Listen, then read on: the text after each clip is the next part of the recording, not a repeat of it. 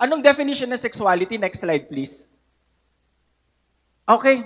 It is an expression of sexual sensation and intimacy between human beings. For example, ikaw, tsaka, magkaibigan ba kayo? Okay. Okay. So, paano mo na-express yung pagkakaibigan mo sa kanya? Paano mo na-express? Yung pagkakaibigan lang? Kapag hampas po. Hampas? Ano?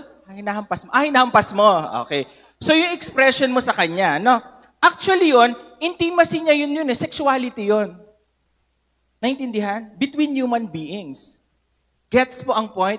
Yun yung expression mo nung pagmamahal mo o care mo sa isang tao, not necessarily related dun sa urges. Naintindihan po ang point? The mere fact na nagkakaroon ka ng crush, sexuality po yun. Masama, hindi? Hindi siya masama. Nagka-crush ka eh. Tama po ba? The mere fact na bakit ganyan ang suot mo? Bakit naka-pink yung iba? Bakit naka-blue yung iba? Anong gusto mong suot?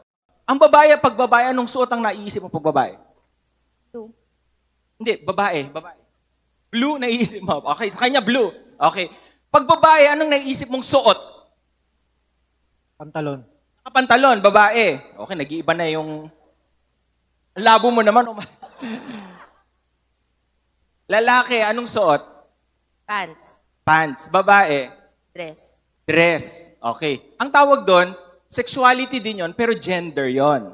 Expression of your sexuality sa loob. Gets mo ang point? So may mga expressions yun. Sexuality po yun. Kaya when I ask about sex, nahirapan tayong sumagot. Sex can be so many things. Naintindihan po ang point.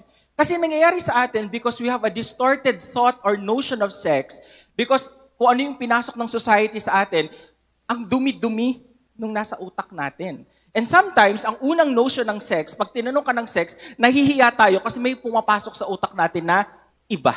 And it is totally different from what is defined. Naintindihan po ang point.